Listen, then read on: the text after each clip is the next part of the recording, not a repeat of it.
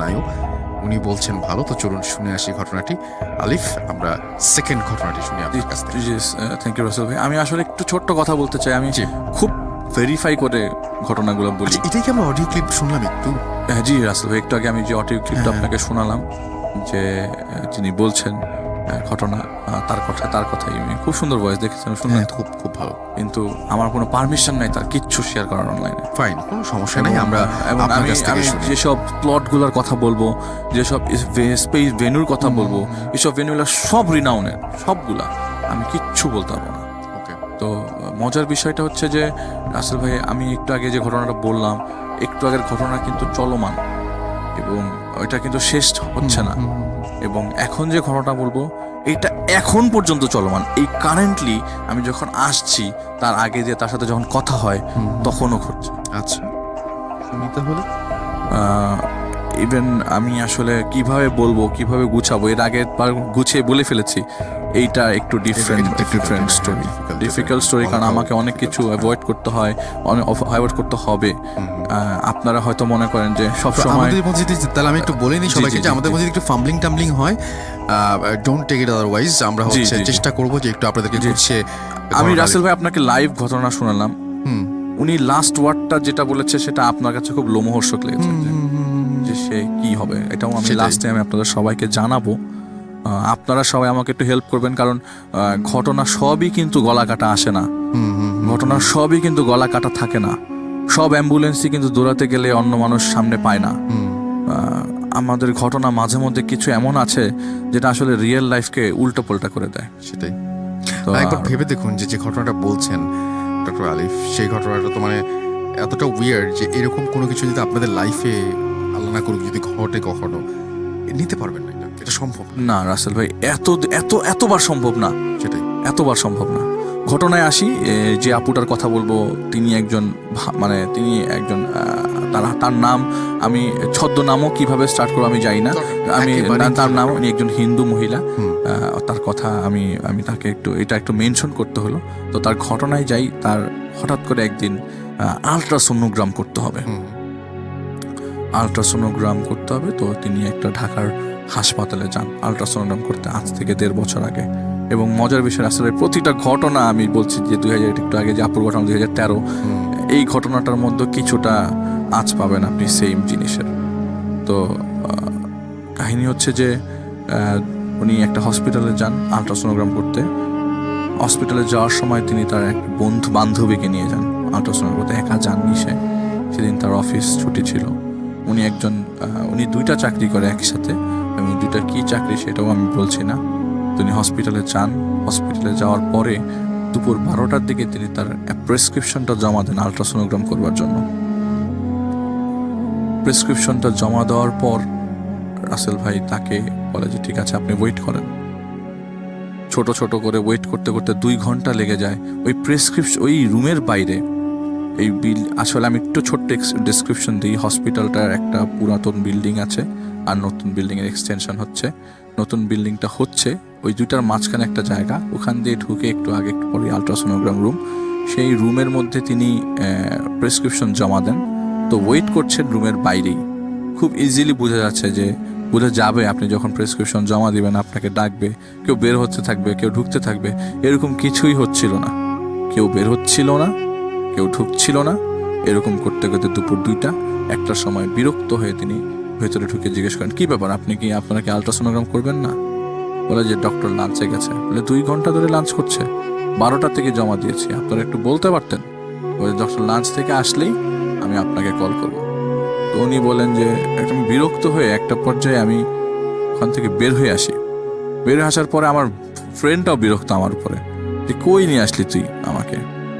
তো সে কি করলো, তার ফ্রেন্ডটার কথা শোনার পরে তার ফ্রেন্ডটা বলে যে তুই বস এখানে, ডাকলে ডাকুক, আমি আসতেছি। তো তার ফ্রেন্ডটা এরকম প্ল্যান করে বাইরে যে একটু ড্রিঙ্কস খেয়ে আসবে, তাকে নিয়ে যাবে। হঠাৎ করে তার যদি ডাক চলে আসে, কল চলে আসে, এই জন্য তাকে বসিয়ে রেখে যায়। আচ্ছা। তো তিনি কি করে, একটু ছোটোখাটো করে ডাক্তার আশেপাশে হাঁটতে হাঁটতে হঠাৎ করে তিনি একটা বিল্ডিং দেখেন, 5 তলা সুন্দর বিল্ডিংয়ের এন্ট্রান্সটা খুব সুন্দর, খুব সুন্দর। বিল্ডিংটা এত সুন্দর করে অ্যাট্রাক্ট করছে তাকে, সে চাইলেও বিল্ডিংটার ভিতরে ঢুকে যেতে। সে বলল যে আমি না চাওয়া সত্ত্বেও, অচেনা বিল্ডিং, সাথেই তো তার কাছে মনে হচ্ছিল এটা হয়তো নতুন বিল্ডিং, এক্সটেন্ডেড বিল্ডিং, সুন্দর করেছে, দেখে আছে তো কী অবস্থা। সে প্রথম ফ্লোরে উঠলো। প্রথম ফ্লোরে ওঠার পরে তার কাছে মনে হলো পুরো ফ্লোরটা তো একদম পুরো হসপিটালের মতো সুন্দর, সব কিছু হয়ে গেছে, মানে স্টার্ট করছে না কেন, ইনঅগারেট করছে না কেন?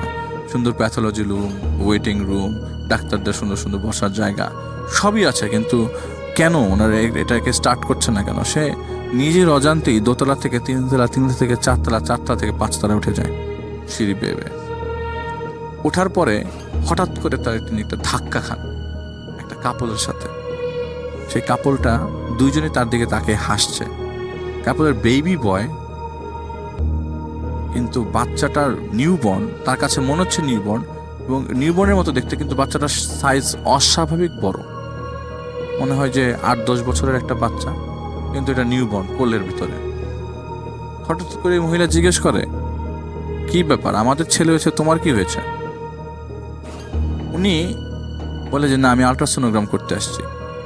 তো ওই মহিলাটা এত অস্বাভাবিকভাবে বলল দুঃখিত, হেসে চলে গেল। আজব। দুঃখিত বললে হেসে চলে গেল। ওই বিল্ডিংটা পুরাটা খালি, একটা বান্দাও নাই, খালি এই দুইটা কাপল পেল। তো এই কাপলকে ফলো করতে করতে উনি পিছনের দিকে তাকায় দেখে যে ওনার পিছনের যে সিঁড়িটা, ওটা উনি খুঁজে পাচ্ছে না। সামহাও খুঁজে না পাওয়ার পরে সে কি করলো, ওনাদের ট্রেইল ফলো করলো, ওনারা যে পাশে যাচ্ছে।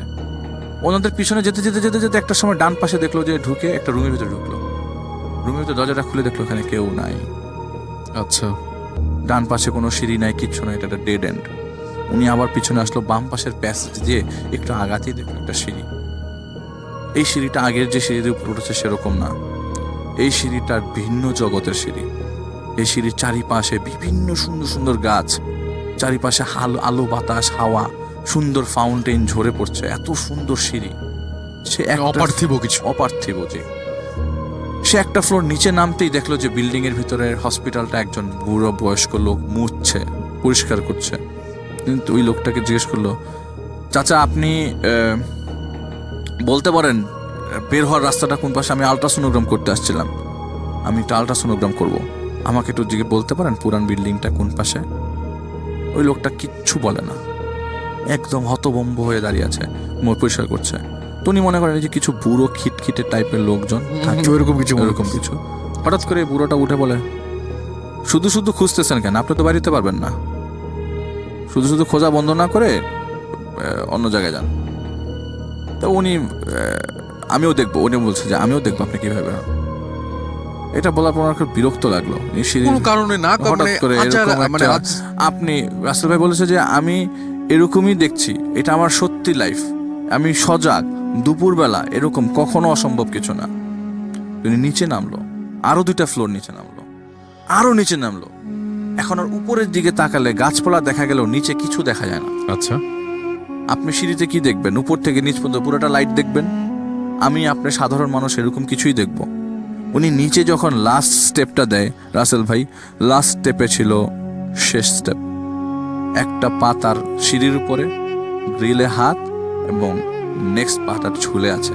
উনি যদি নেক্সট পাটা দিয়ে 2টা পা একসাথে দিয়ে দেয় তাহলে উনি গভীর অতলে পড়ে যাবে, এরকম অবস্থা। আচ্ছা। হঠাৎ করে তিনি চিৎকার করলেন, আমাকে একটু কেউ আলট্রাসোনোগ্রামের রুমটা একটু দেখায় দেন না, কেউ আমাকে একটু এইখান থেকে বের হওয়ার পরটা দেখায় দেন না, কেউ কি আছেন? আমি একটু বের হতে চাই, আমার হাজব্যান্ডকে কি কেউ ফোন দিতে পারেন? অথচ তার ব্যাগের ভিতরে ফোন, তার ব্যাগের ভিতরে তার সাথে তার সেই আলট্রাসোনোগ্রামের রিপোর্টস অ্যান্ড অল দ্যাট। হঠাৎ করে প্রায় 15 থেকে 20 মিনিট পর একটা ছেলে আসে, চাকমা টাইপের ছেলে। আমি sorry to the tribal people, কারণ আমি বলতে চাচ্ছি না এরকম কিছু। চাকমা টাইপের দেখতে একটা ছেলে, কুচকুচে কালো, তার সামনে এসে বলে, কি ব্যাপার, আপনি কারে খুঁজেন? বলে, আপনি কি আমাকে আমার হাজব্যান্ডকে একটা ফোন দিয়ে দিতে পারেন? বলে যে আপনার সাথেই তো ফোন আছে, আপনি ফোন দেন। বলে না না, আপনি একটু ফোন দিতেন না আমার হাজব্যান্ডকে, আমি খুব ভয় পাচ্ছি, আমি কিছু করতে পারছি না। উনি বলছে যে আমি নিজের অজান্তেই ভুলে এই বিল্ডিংটা ঢুকেছি, এটা আমার দুর্ভাগ্য নাকি ভাগ্যে আমার লেখা ছিল এরকম হবে, আমি কল্পনাও করতে পারিনি। সেই লোকটা বলল, ঠিক আছে, আপনি আপনার হাজব্যান্ডের নাম্বারটা আমাকে দেন। এইটা দিতে দিতে তার মোবাইল থেকে সে নাম্বারটা ডায়াল করে ফেললো। নাম্বারটা শুনতে শুনতে, নাম্বারটা ইভেন বলেও নাই, কমপ্লিট করার আগে, শেষ করার আগে সেটা নাম্বারটা ডায়াল করে জাস্ট ডায়াল করবে তার হাজব্যান্ডকে, এমন সময় ওই যে বয়স্ক লোকটা সে দৌড়ে আসলো। দৌড়ে এসে ওনার মাথার পিছন দিকটা বাড়ি দিয়ে বলো, এই তুই ওকে কি করছিস, এই আপনাকে না বললাম আপনি বেরোতে পারবেন না, আপনি শুধু শুধু কি সমস্যা আপনার। তো উনি বলে যে আমাকে প্লিজ একটু বের করার ব্যবস্থা করে দেন, আমাকে একটু ব্যবস্থা করে দেন, আমি একটু বের হতে চাচ্ছি, এখান থেকে বের হওয়ার কোনো রাস্তা আছে, প্লিজ প্লিজ ভাই আমার হাজব্যান্ডকে একটু ফোন দেন। এইটা শোনার পরে উনি একটা বিকট একটা হাসি দিল, এই বয়স্ক লোকটা এত বাজেভাবে একটা হাসি দিল, উনি সেন্সলেস হয়ে গেল। আচ্ছা, সেন্স ফিরলো, এমনভাবে ফিরলো যে আশেপাশে অনেক কথাবার্তা এমনভাবে হচ্ছে যে নার্স, তারপরে ওয়ার্ড বয়, আশেপাশের অ্যাটেন্ডেন্স, রোগীর অ্যাটেন্ডেন্স সবাই তার ভিড় জমেছে। তার ফ্রেন্ডও তার কাছে এসে বলে তুই এখানে কি করিস। এটা হচ্ছে পুরাতন বাড়ি বিল্ডিং এবং নতুন বিল্ডিং এর এক্সটেনশনের মাঝখানের ঘটনা। তুই এখানে কি করিস। তো আমি খুব অবাক হয়ে যাই, উনি বলছে আমি খুব অবাক হয়ে যাই যে আমি কোথায় আছি। তো ওনার নার্সরা, ওইখানে যে নার্সটা ছিল ওই নার্সটা বলা বলি করছিল যে এটা মনে হয় ওই বিল্ডিং এর ভিতরে ঢুকছে। উনি চোখ বন্ধ, কিন্তু উনি বুঝতে পারছে যে কেউ বলা বলি করছে। তো ওইখানকার ওয়ার্ড বয় বলতেছে এরকম ওই বিল্ডিং এ ঢুকলে তো ভিমরু খায় পরেই থাকবো, এরকম ভাবে বলছে। তো ওনাকে স্ট্রেচারে করে ইমার্জেন্সিতে নিয়ে যাওয়া হয়। ইমার্জেন্সির ডক্টর বলছে এই অবস্থা কেমন হইলো। তো উনি চোখ বন্ধ, উনি এমনভাবে ভান করেছিল যে উনি কিছু শুনছে না, কিন্তু ওখানকার নার্সরা বলছিল উনি মনে হয় ওই বিল্ডিং এ ঢুকেছিল। কোন বিল্ডিং আমি জানি না, উনিও জানেন না। ওই দিনের পর থেকে তিনি কখনো ওই হসপিটালে যান নাই। এইটা ছিল ওনার ফার্স্ট অ্যাবর্শন স্টোরি। অ্যাবর্শনের পরে আলট্রাসোনোগ্রাম করতে গিয়েছিল হয়ে যাওয়ার পরে, তাই না? আচ্ছা, এটা হচ্ছে ফার্স্ট অ্যাবর্শন। তারপরে আপনার একটু ভালো লাগছে? হ্যাঁ, আমার তো আসলে ওনার কথা শুনে মাথা খারাপ হয়ে গেছিল। এটা ফার্স্ট অ্যাবর্শন স্টোরি। এরপর থেকে ঘটনা শুরু। উনি ওনার কিছু শুভাকাঙ্ক্ষীদেরকে ওনার ঘটনাটা বলে যে ঘটনা ঘটেছে। তো সবাই জিনিসটাকে একটু ইগনোর করে এমনভাবে যে ওনার সাথে যেটা ঘটছে সেটা নর্মাল। ওনার একটা ফ্রেন্ড আছে, ওনার ফ্রেন্ডকে তিনি ঘটনা বলে, মুসলমান একটা ফ্রেন্ড। তো এইটার ঘটনার পর থেকে ওনার বাসাতে সমস্যা শুরু হয়। বাসাতে সমস্যা হচ্ছে রাসেল ভাই, এই যে পচা গন্ধ, পচা মাছের গন্ধ, চারিপাশ ভর্তি পচা মাছের গন্ধ। ওনার চারিপাশেই পচা মাছের গন্ধ থাকতো সারাক্ষণ, 24/7। উনি যখনই কিছু করতো তখনই এটাকে নিয়ে একটা খাবার কি বলবো যে ওনার কাছে খুব বিরক্তিকর লাগতো যে গন্ধ কেন, কোথার থেকে গন্ধ আসে, ময়লারও তো গন্ধ নিয়ে যায় না, ময়লারও তো ময়লা নিয়ে যাওয়ার কথা, এই গন্ধ কোথার থেকে আসে। এমন সময় তার ডিপ্রেশন এমনভাবে চলে গেল এই ঘটনার পর, উনি কি করলো, চাকরি ছেড়ে দিল। চাকরি করবে না আর, চাকরিটাই বাদ দিয়ে দিল, চাকরিটা ছেড়ে দিল। চাকরিটা ছেড়ে দেওয়ার পরে ওনার কিচ্ছু ভালো লাগে না, বাসায় সারাক্ষণ রেস্ট নিত এবং কোনো কারোর সাথে কোনো কথাবার্তা বলতো না, কিচ্ছু বলতো না, এবং most of the time depressed থাকতো এবং কোনো ধরনের কনভারসেশনে যেত না। তার হাজবেন্ডও তাকে কিছু জিজ্ঞেস করতো না তেমন কিছু একটা। তার ফ্রেন্ডকে তিনি বলেন, তার একটা মেয়ের ফ্রেন্ডকে তিনি বলেন, আর একটা মুসলমান ছেলে ছোট ভাই আছে, তাকেও তিনি ঘটনাটা শেয়ার করেন। তো তাকে ঘটনাটা শেয়ার করার পরে তিনি বলেন যে আসলে আপনি তো চাকরি পাচ্ছেন না। হঠাৎ করে তার ডিসিশন চেঞ্জ হয় যে আমি একটু চাকরি করব কিছুদিন পর, 3-4 মাস পর, যে আমি চাকরি করব। এটা উনি ওনার মাদার ইন লকে জানান।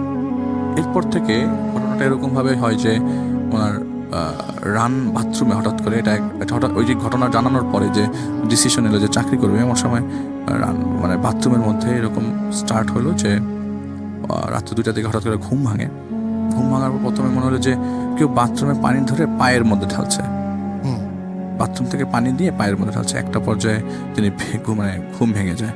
তো এর আগে যেসব ইনসিডেন্টগুলো ঘটছিল তিনি তার ওই যে ফ্রেন্ডকে বলেছিল, সেই ফ্রেন্ড বললো যে তুমি আয়াতুল কুরসিটা একটু ডাউনলোড করে রাখো, তুমি তো পড়তে পারবা না, আয়াতুল কুরসিটা ছেড়ে রাখো যদি এরকম কিছু পাও।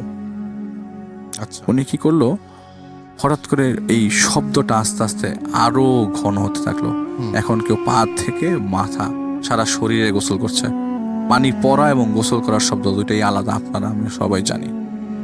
গোসলের শব্দ একটু ডিফারেন্ট রাসেল ভাই। কেউ বালতি থেকে পানি নিয়ে গোসল করলে আপনি বুঝতে পারবেন কেউ বালতি থেকে পানি নিয়ে গোসল করছে। রাত ভর তার নিজের রুমের বাথরুমে তার মেয়েকে ধরে সে ঘুমিয়ে আছে, তার হাজবেন্ডটা পাশের রুমে শোয়, তার মেয়েকে ধরে সে ঘুমিয়ে আছে। রাত ভর এই বালতি থেকে পানির শব্দ কন্টিনিউয়াসলি বালতি থেকে পানির শব্দ হচ্ছে, এবং তার একটা এরকম অ্যাট্রাক্ট করছে যে আমি একটু যাই বাথরুমে কি অবস্থা দেখি, কিন্তু সে ভয়ে আর চায় না। পরের দিন ওই দিনই আপনার মেয়েটা ওনার নিজের মেয়ে, ওনার প্রথম ওনার মেয়ে আছে, আমি বলতে ভুলে গেছি, ওনার একটা মেয়ে আছে, ওনার মেয়েটা স্কুলে পড়ে, 8 থেকে 9 বছর বয়স। আচ্ছা, ওকে, সরি একটু বেশ 10 বছরের মতো বয়স। আচ্ছা। তো তো উনি কি করলো যে মেয়েটাকে ধরে সারা রাত কাটালো। উনি বললো যে আপনাদের আজানের মধ্যে কি আছে আমি জানি না। যখনই দূরের আজানটা পড়া শুরু হলো তখন পানি পড়ার শব্দটা চলছে কিন্তু গোসলের শব্দটা বন্ধ হয়ে গেল। পানি পড়ার শব্দটা চলছে, গোসলের শব্দটা বন্ধ হয়ে গেল।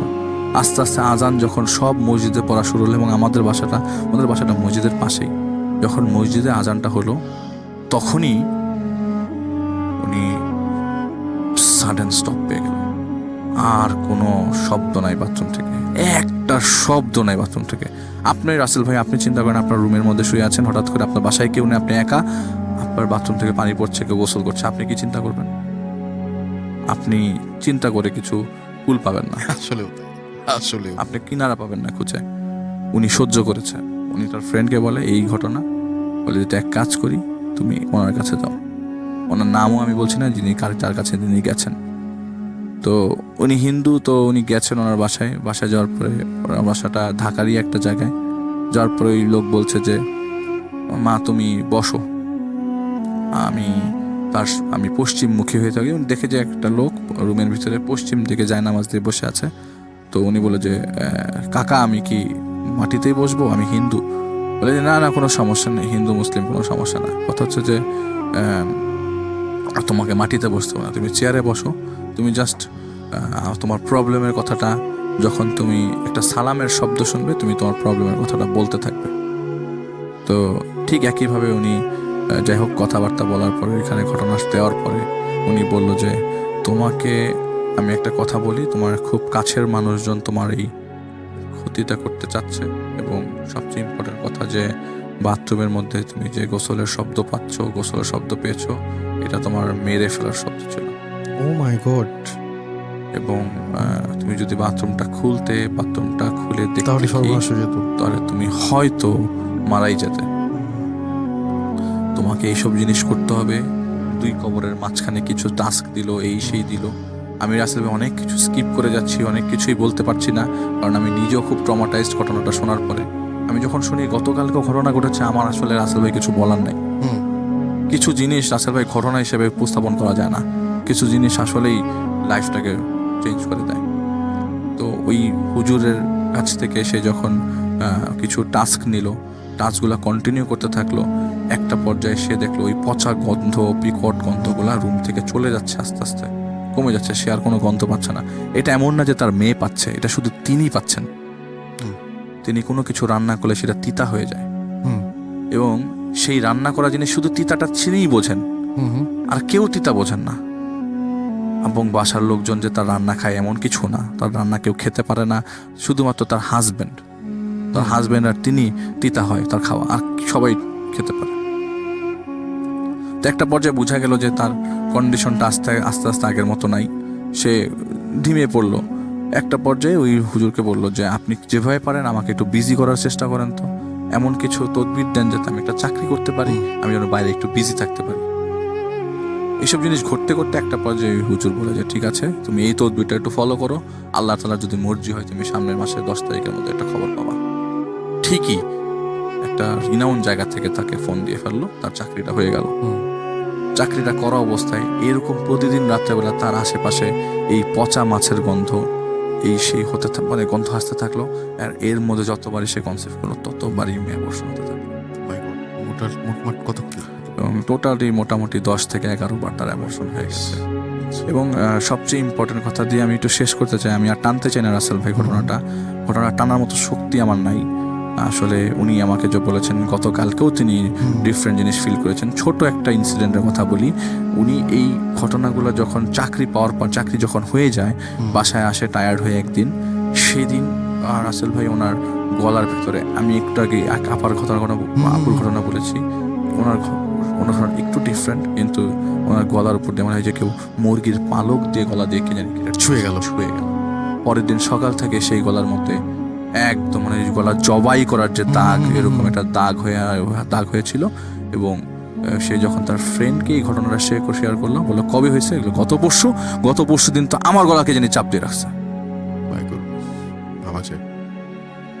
তোমার সাথে আমার এইসব জিনিস শেয়ার করে ঠিক হয় নাই, তোমার সাথে আমাকে ওই হুজুরের কাছে নিয়ে যাচ্ছে, আমি তোমাকে এত সাজেস্ট দিছি, আমার ভুল হয়েছে, তোমার এই ঘটনাগুলো এখন আমার সাথে ঘটতেছে, প্লিজ আমার পিছা ছাড়া আমি তোমার সাথে কোনো কথা বলতে চাই না। তার সাথে খুব রাফ বিহেভ করে দিল, সে একটু একা হয়ে গেল। কিন্তু ওই হুজুরের সাথে যেহেতু তার কানেকশন ছিল, সে বারবার ওনার কাছে যাচ্ছে, বারবার ওনার কাছ থেকে শরণাপন্ন হচ্ছে, টাস্ক দিচ্ছে রাসেল ভাই, কিন্তু কিছুতেই কোনো টাস্কে কাজ হচ্ছে না, শেষ করতে পারছে না, কোন একটা স্টেপে উল্টা পাল্টা। লাস্টের লাইনটা কি ছিল রাসেল ভাই, যে আমি হয়তো মারা যাব, আমার মেয়েটা হয়তো এতিম হয়ে যাবে, ব্যাটে বলে যদি মিলে যায় আমি হয়তো বেশি দিন সার্ভাইভ করবো না। আমি আর সিমটমসগুলোর নাম বলছি না, যে এই সিমটমসের কারণে তার মারা যায়। আমি অনেরে সব কিছু শেয়ার করতে পারছি না রাসেল ভাই, কিছু জিনিস আমি অ্যাভয়েড করছি রাসেল ভাই। এই জিনিসটা তার কাছের মানুষ গ্রহণ করছে, তাকে কষ্ট দিচ্ছে। এই কষ্টটা কিন্তু খুব খারাপ যখন আপনি শুনবেন 11টা অ্যাবর্শনের 11টাই বাচ্চা ছেলে সবগুলোই ভয় ছিল। তার মানে তার বংশ বৃদ্ধি যাতে কোনো ছেলে দিয়ে না হয়, এটাও একটা রিজন।